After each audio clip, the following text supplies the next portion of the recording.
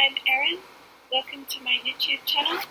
I'm researching my hometown Gosford history, and this is episode 1, Kibble Park. The Kibble Park is in the centre of Gosford City. It's named after James Kibble. So who was Mr. Kibble? This is a picture of him with his wife Elizabeth Archer. He was the son of English immigrants. Born in Victoria in January 1858, he became an apprentice blacksmith in Albury, New South Wales. So his life of total abstinence from alcohol began in Albury when he joined the Good Templars and signed their pledge. He and his wife, Elizabeth, came to Gosford from Albury in 1886. He worked as a blacksmith for Chris Palmer on the corner of Man and Donaldson Street, opposite the pub, and 10 years later he began investing in property. This is the blacksmith shop where he worked, and in 1899 James Kibble purchased Lot 1 of Allison's estate, corner of Man and Donaldson Streets. In 1900 erected his new blacksmith business here. He converted the old hall into his residence, and this building, which he named Wedderburn Cottage, was located behind his blacksmith shop. The hall started out as a purpose-built dance venue in 1844, and it was referred to as the Town Hall when a Wesleyan tea meeting was held here. In 1900 he bought Allison's Paddock, a swampy area with a creek running through it, which later became known as Kibble Estate, and on this land he built 60 workers' cottages. He had been elected an alderman in 1893 on the local council and later became the Shire president. He was a progressive man, and it was due to his effort that land was set aside near the railway station for the park, which is now known as Burns Park. We will talk about Burns Park in another episode, but this is talking about his progressive efforts. He was chairman of the first Tourist Bureau, supporter of the Church of England, until he fell out with the minister over drink. He then joined the Methodist Church, which supported his teetotal belief, and he was one of the first that supported the establishment of a hospital in the town. His name is given to Kibble Park after his death in 1944, and the land purchased by Gosford Shire Council for his estate.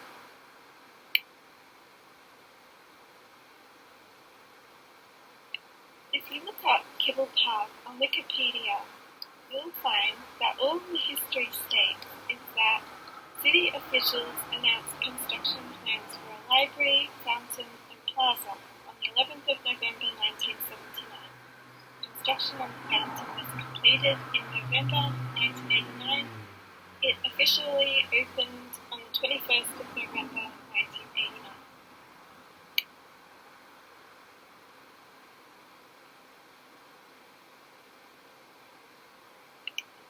In a publication called The History of Freemasonry on the Central Coast, 1892 to 1992, it informs that a number of proposals for the Kibble estate were put forward after its purchase by the council in 1945, all of which caused a lot of furious debate.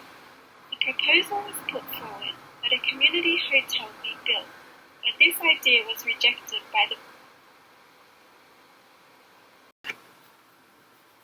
Since Mr. Kibble was such a prominent Freemason, along with a few others in the area, he was intent on bringing Freemasonry to Gosford, even having the lodge named after him now also. It's worth noting where the meetings were actually first held in Gosford. So here is a picture of the School of Arts building, which held just about all the social meetings. It was kind of the hub of Gosford. But yeah, this is where the Freemason meetings were first held. and in 1884 a number of brethren expressed interest in forming a daylight lodge. After a meeting at which 16 were present, it was decided to proceed, and a steering committee was formed under the chairman, Leggett. It was later approved to form the Grand Lodge, to name the lodge James Kibble. James Kibble was admitted to Freemasonry in Lodge Rising Sun 206 at Gosford on May 5, 1884, and became Master Mason on July 7, 1894. After members were unable to continue the active work of Freemasonry, the warrant of the Lodge Rising Sun was returned, the Lodge regalia and furniture being donated to the Board of Benevolence. The Lodge was later reformed on the 29th of September 1917, of which Mr. Kibble was a foundation member, and who built a cottage for use on the land he owned on the corner of Bean and Man Street.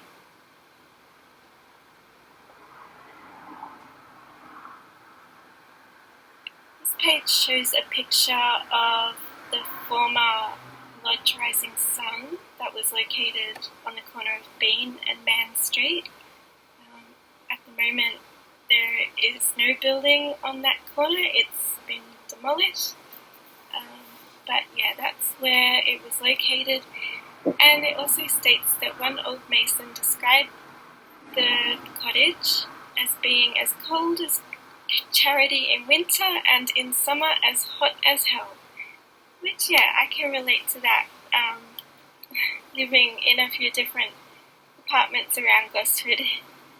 Yeah, that's funny.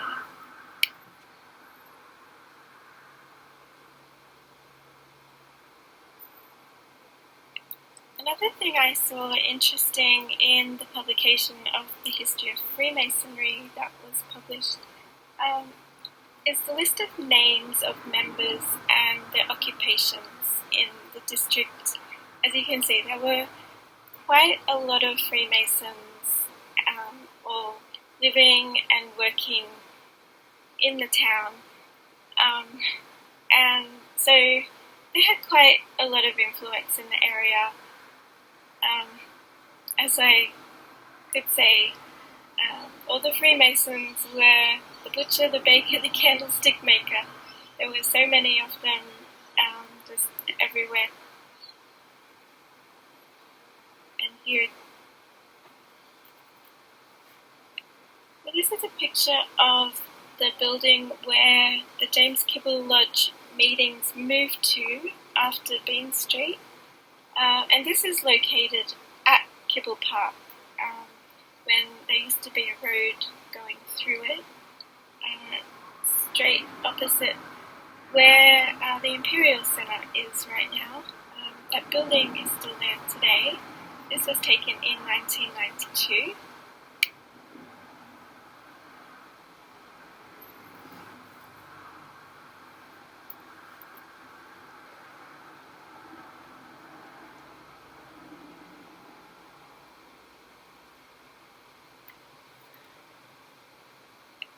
And this is what the building looks like today. Yeah, not much different. But yeah, they don't meet there anymore. They did move on again to Man Street, where they currently hold their meetings. So,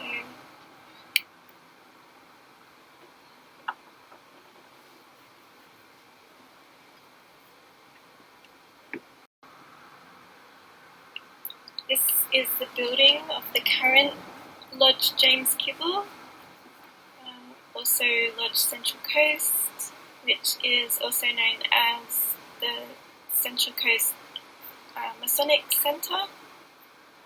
I did have a better picture of it, but I lost all the pictures that I had in my phone when my phone broke. So yeah, I've just got this one to use right now, which is off Google.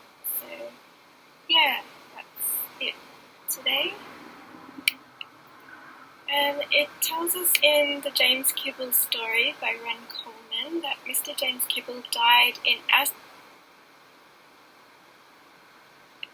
So back to Kibble Park itself now, which was actually named Kibble Park by Mr. Fred Wheeler, who was a Gosford man, in 1980, and I'm pretty sure he was also in the Freemasonry as well.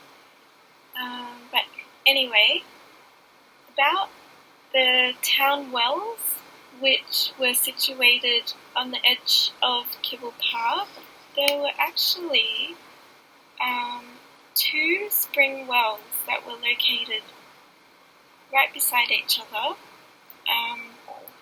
This is where I think the wells were located, in this garden here on the corner of William Street, where the Chapman clock is, and I'll talk about Chapman in another episode. But I think the wells are located here. There looks like there's two concrete drains that are covered up. There's also other drains in the Kibble Park walkways. So there is a river but a little creek stream that runs through the park. So the water fountain that I mentioned earlier was commissioned in 1975, the year of the family. The three elements of this sculpture symbolize the family unit. The three vertical pipe organ elements also symbolize the traditional vertical focus, which often was a church spire in a town centre, and provide a contrast with the surrounding horizontal streetscape, even though Gosford isn't very horizontal with all of its hills.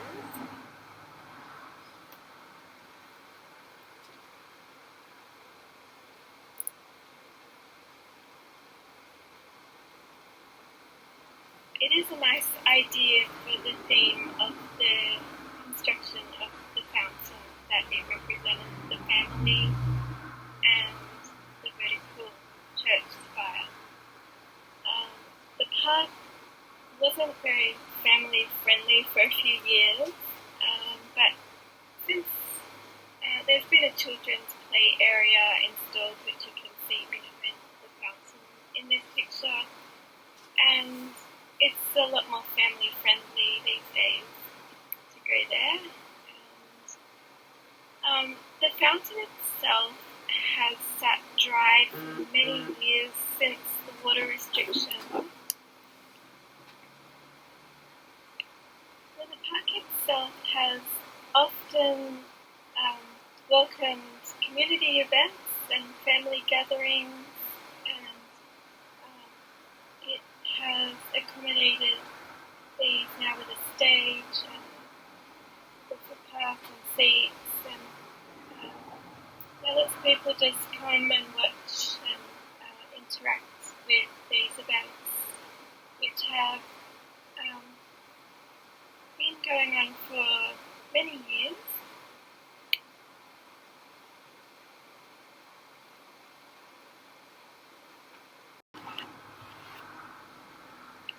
This was actually an old event that I was involved in. It was a gymnastics display with Jiggly tumblers, and it was in 1988 where we did a display in front of whoever was there in the park.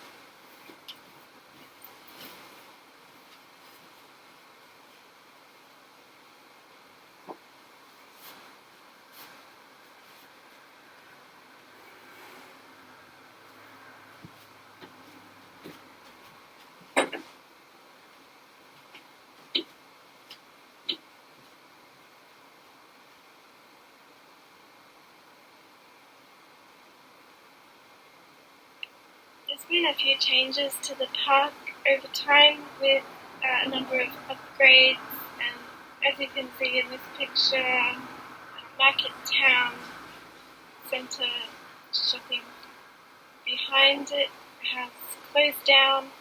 It's mainly used as a car park now.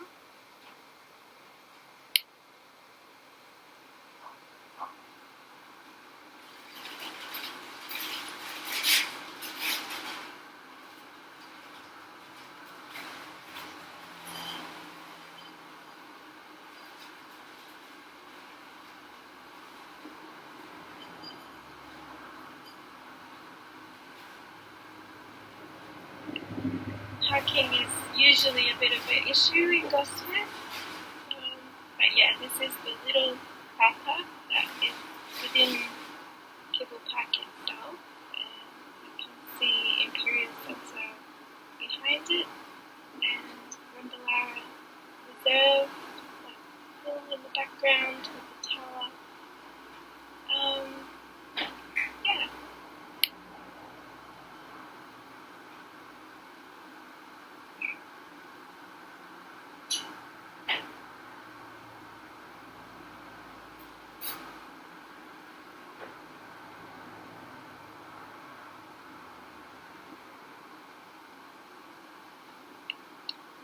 So now there's been talk of Kibble Town Centre. This article is talking about the car park at Market Town closing. But yeah, I'm not sure when the term Kibbleplex actually popped up, but now that's like the new term for the area of Kibble Park and surrounds. And there are now plans for transformation of the whole area. So there's been talk of this development for a few years now, and there's been plans. These newspaper articles talk a little bit about the designs that they have, the ideas, and that the Letterer Group lodges an application for its mixed-use development. Now, I was wondering who the Letterer Group are.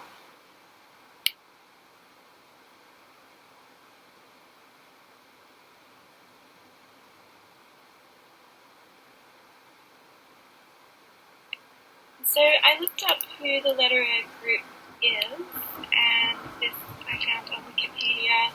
Paul Letterer is the former CEO of Remo Group and chairman and co-owner of A-League club Western Sydney Wanderers, which is a football soccer team. He started his professional career by joining his uncle's manufacturing business in his early 20s. So,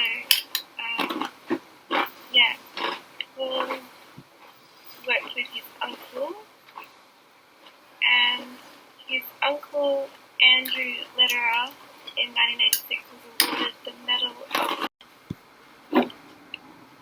And I just thought I'll end with this picture, which is an image of how the new Kibble complex might look when it's finished. As you can see, the tall apartments, which are residential and commercial, a nice paved and garden area for people to walk around, and there seems to be a lot of palm trees, which is another thing in Freemasonry which is known as a marker. Even though they're beautiful trees and they look